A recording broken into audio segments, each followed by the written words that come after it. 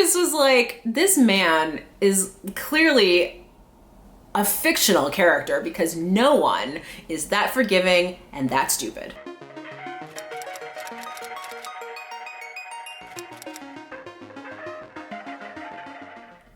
Hello everyone, welcome to Sarah's Korean Corner, where I dive into all things related to Korean culture, from K-pop to K-dramas, food, language, and skincare. If those sound like things that you're interested in, please subscribe. Okay, today we are talking about episode 4 of Itaewon class. So, what is happening in good old Itaewon? Seung-kwon, who let the trio of Yi-Seo, Gun-seo, and whatever his friend's name was, into the pub and subsequently got the pub closed down, has been self-flagellating himself. He is very upset. We see him beating his head on a table, and Hyunhee is kind of like, what's he doing? We get an interesting flashback to the first time that Seung-kwon actually meets Saeroyi, and it turns out that they know each other from prison. Seung-kwon is new, and he ends up getting assigned to the same cell as Saeroyi and the other misfits that we met in episode 2. And he seems to have a bit of a chip on his shoulder. He's not very likable. They've basically told him, like, don't mess with anybody, especially not Saeroyi. But he is basically just annoyed by the fact that there is another person in jail who thinks that he's better than him. So he ends up talking to him on one of their exercise breaks, and he says, hey, like, don't you realize that you're a prisoner? And Saeroyi is like, I mean, right now, but I'm gonna get out and I have all these plans and hopes and dreams that I'm gonna accomplish. And that really rubs Seung-kwon the wrong way. So he ends up saying something really obnoxious, like, know your place, like, you're just like me, like, we're both prisoners, we both don't have lives after this, like, who's gonna hire an ex-con? And that really upset Saeroyi because his whole philosophy in life is that you can always improve your situation no matter what. I also think there's probably something psychological to it where it's like, if my life is over, then what is the point?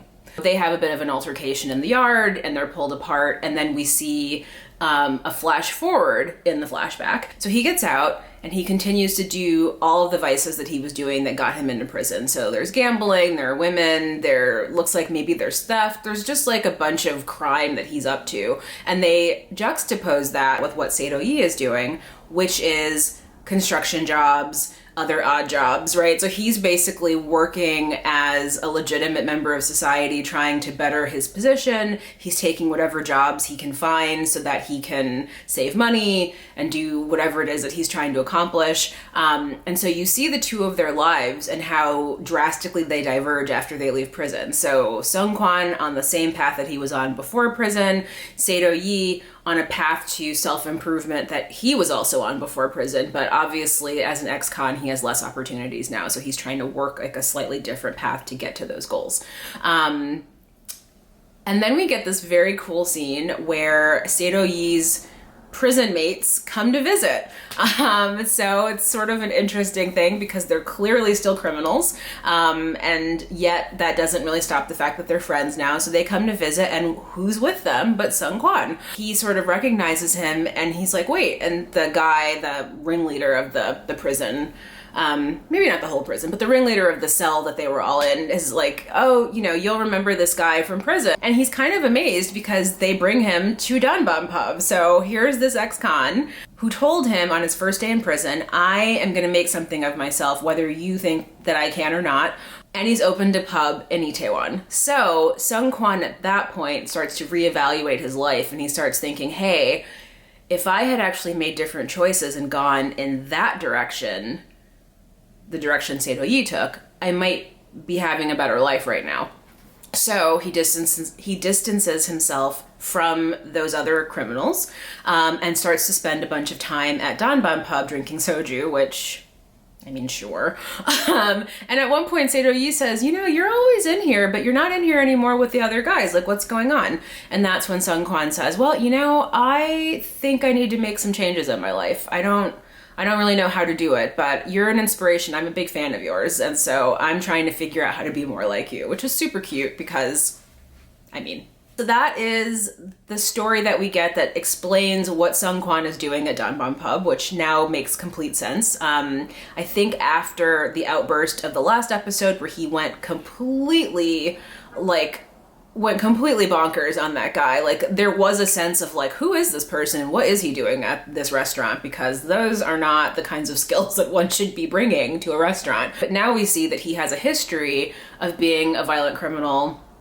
And so all of that is still in there, but he's trying his best to move forward and have a better life. And so that's what he's doing at the pub. Saeroyi is giving him an opportunity to do that. So I'm rooting for him because, frankly, he's very attractive. I wish I was less shallow, but we don't know a ton about modern day Seung-kwon yet. So I don't really have anything to go on except for him being cute. So that's what I'm doing. Moving to Yi-Seo, Gun-seo has been teasing her a little bit about liking Saeroyi, and she's been very adamant that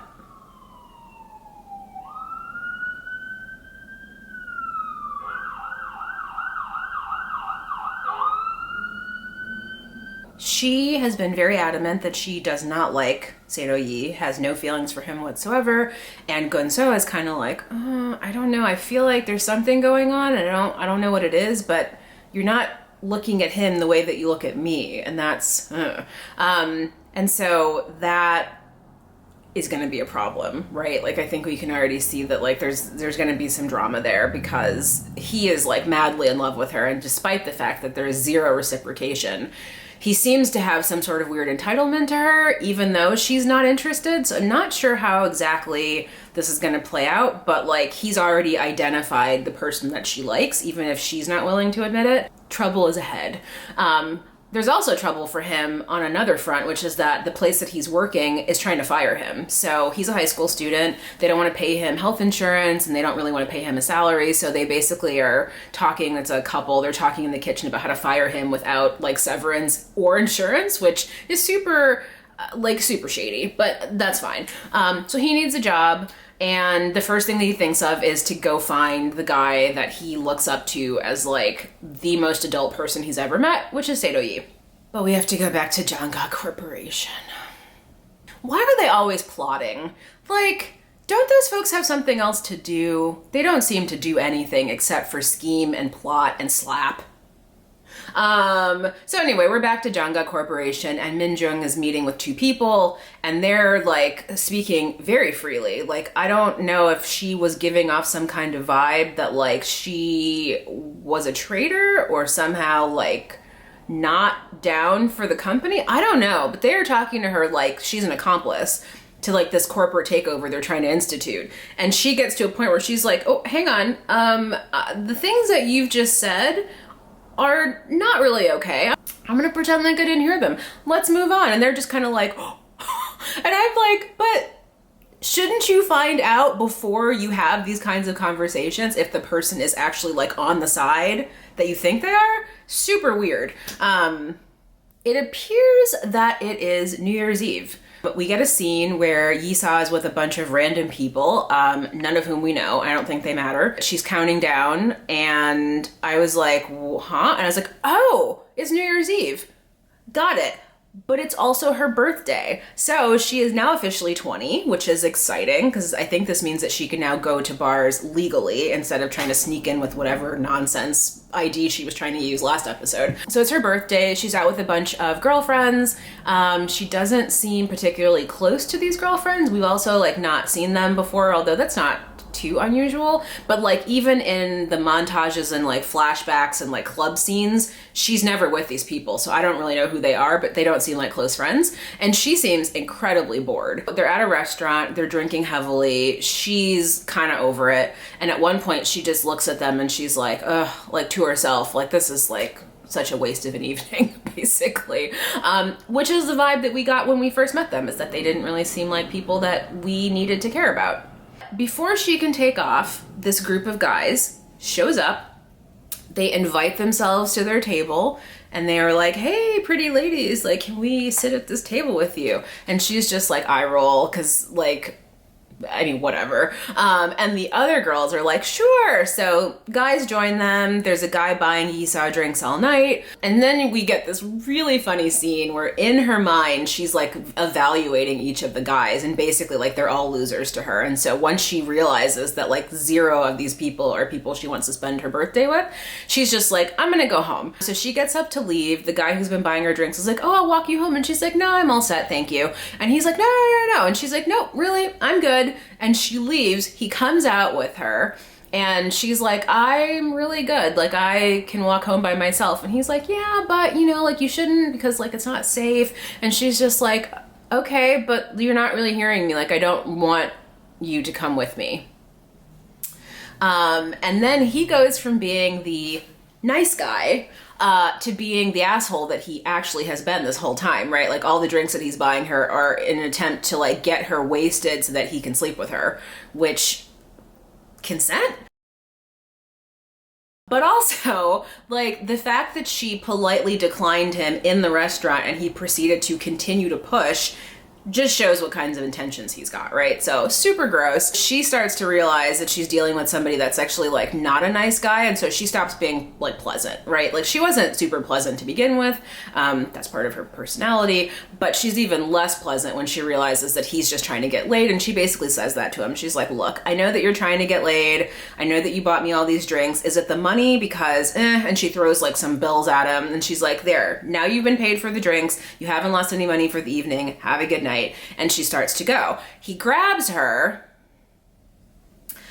and he slaps her.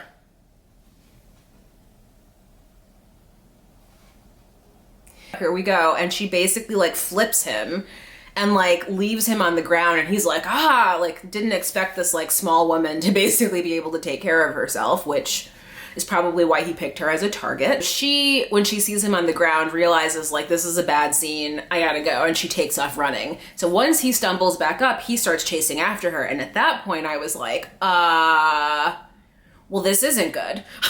This isn't good. Where is this going? Because like, yes, she can do some self-defense moves, but like now he's super pissed. He's bigger than her. He's chasing her, so he's not gonna let it go.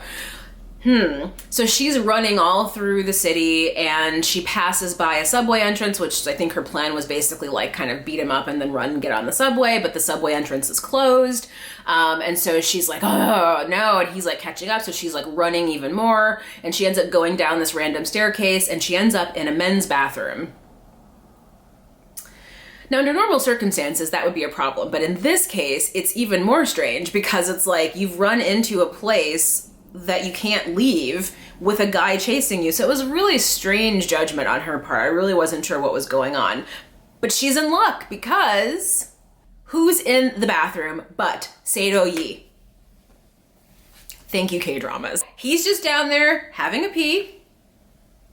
She comes down there. The guy comes down shortly thereafter screaming at her, and Saeroyi is kind of like, what's happening? And the guy, realizing that there's another person in the bathroom, starts to be like, oh, you know, it's my girlfriend. She's just being really dramatic, you know. And she's just staring at Saeroyi because, of course, she hasn't seen him since the night that he left the police station, having basically told Gonan, like, it's on in 8 years. And so she's had all this time to think about him and like ruminate over him and like, you know, like fall in love with him. And there he is in the flesh. So even though there's a guy trying to beat her up like behind her, she's like hyper focused on the fact that like her man is in front of her. I mean, priorities. As much as I'm making fun of her, I might do the same thing. It's PSJ. It's PSJ. Anyway, so he starts to kind of take a look at what's happening, and he's like, what is going on? And so he kind of looks at her, and he looks at the guy, and the guy is like, we're good, like, you know, and he like tries to grab her, and she shoves him off. And then Saeroyi is kind of like, and the guy is like, mind your business. And Saeroyi is like, why is her face red? I'm wondering why her face is red though. And then she hasn't said anything. She's just standing there staring at him. And he starts to leave, and he says to her, I can't help you if you don't ask for my help. And he's remembering when he helped her the last time when she slapped that woman, right? Like that didn't work out very well for him because he was trying to defuse the situation and she escalated it and then lied to him and then ran off. So So it's a little bit like him being like, are you actually in trouble? Or is this like some more drama that you've gotten yourself into that I don't need to include myself in? And she basically says, after some coaxing, like, I want you to help me. And he's like, cool. And he proceeds to put a beat down on this guy who's been very mouthy for somebody who just got like flipped over by a girl. So he's like, punched the guy, kicked the guy's like bleeding, and he basically just like, and I'm like, okay, that's excessive.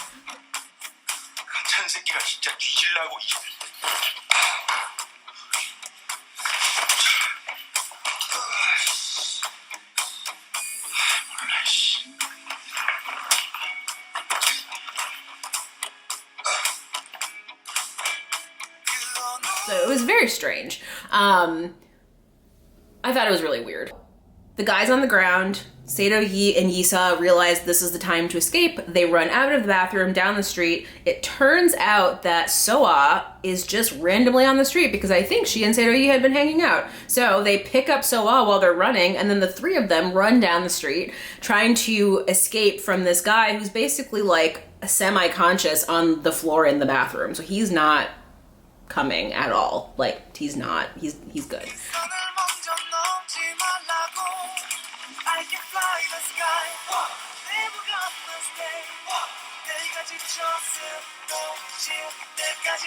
Yi-Seo is like, oh, you know, this is so great. Like, let me take you out for a drink to thank you. And Seoa is like, we were already out. Like, you're not invited. And Saeroyi's like, no, you don't have to thank me. Like, it's fine. I would have done it for anybody. Like, not a big deal. And she's like, no. Like, I feel indebted and I don't like to feel indebted. So like, let me take you out for a drink.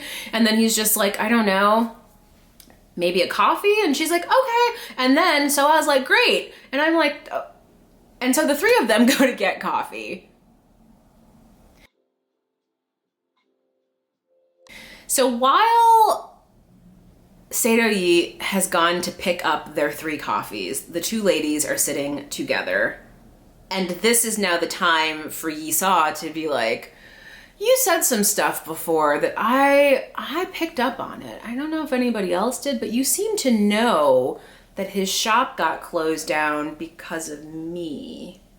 And she's like, well, you know, like somebody called it in and like blah, blah, blah. And she's like, no. Like, you specifically knew that it was me that was in there. How would you know that if you didn't see me? And then she's like,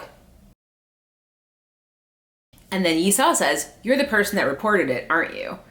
And Seoa doesn't say anything. And I'm like, this hag, because we know that she did it, right? She's so petty and she's so in Janga Corporation's pocket. So I was just like, oh, like, just admit it and like take your lumps and like, let's just get on with this.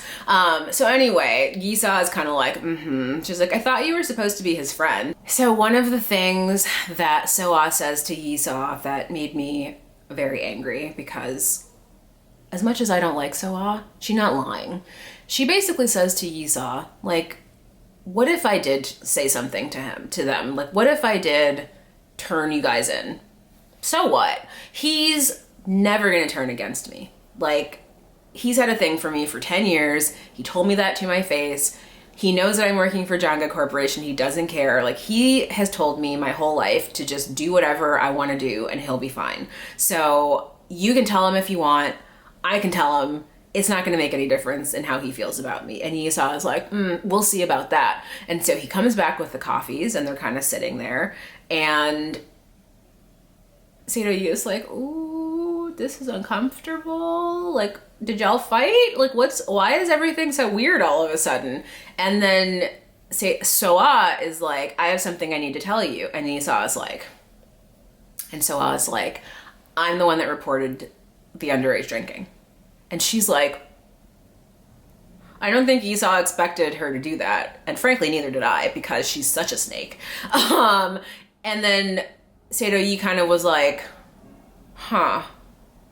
well, I'm sure you had your reasons. And Yi-Seo is like, what the hell? He is not bothered in the least. And just kind of shrugs it off and is like, well, you know, that's unfortunate, but we'll just use the time that we're closed to better ourselves, and it's a positive. And Yi-Seo is staring at him like, this can't be life. Like, what are you doing?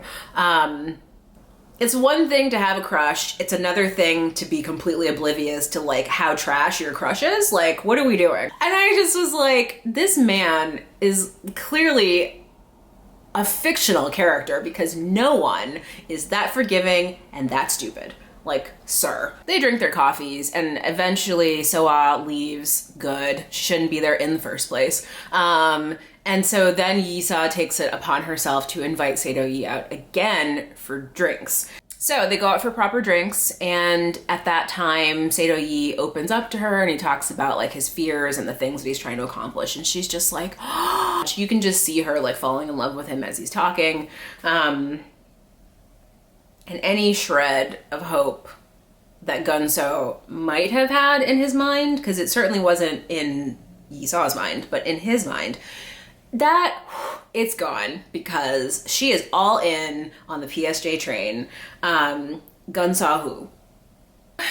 They finish their drinks and we get a scene of Yi-Seo back at home with her mom, and she's just, you know, riding on clouds and she's so happy.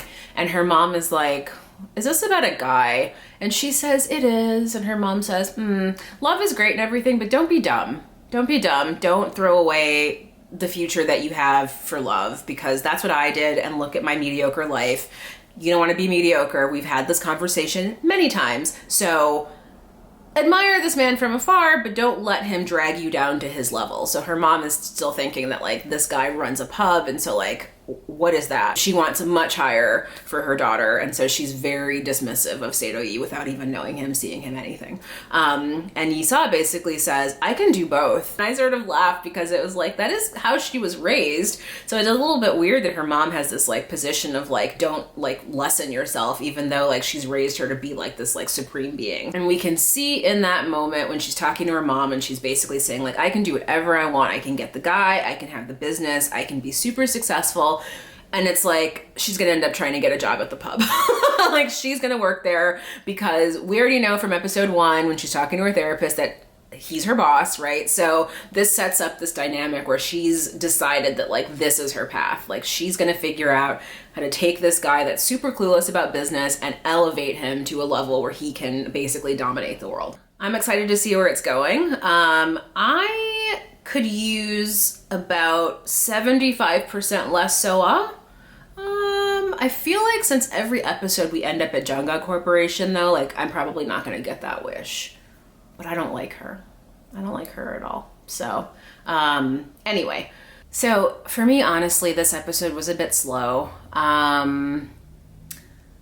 I don't know. Like, it had weirdness from Yi-Seo, like the way that she was interacting with that guy was a little bit weird. Also, she left her friends that were drunk with a bunch of guys that seemed like predators. Like, that was like really poor judgment. The fact that she just happened to show up in the bathroom with Saeroyi was also strange because like, and then his response, as I already said, felt like really over the top. So like that was kind of awkward. It just felt like a very sort of clunky episode where they were trying to introduce us to another facet of her personality. And maybe they were trying to show us that like he's not fully rehabilitated, but that doesn't really mesh with everything else that we've seen. So I don't know. I didn't love the episode. I would say out of 5 gins, I would give it 2.5. I'm hoping next week, though, we get a more exciting episode where we start to actually see more of Danbam Pub. I want to know more about Hyunhee. We haven't really seen much of her. We know that she has like an interesting control over Seung-kwon. We saw that the last episode. But other than that, we haven't really seen much of her. We haven't really seen much of Seung-kwon either. I mean, this episode was sort of like his introduction. So I'm hoping that we get a little bit more of like what he's like in, you know, the modern times, like post-prison, now that he's at Danbam Pub. Anyway, so let me know in the comments below, is there a character that you're excited to learn more about? How do you feel about Gun-so? How do you feel about Soa? Are either of those characters working for you? And if not, what would you like to see different? All right, so thank you for watching, and I will talk to you next week. 안녕히 계세요. Bye!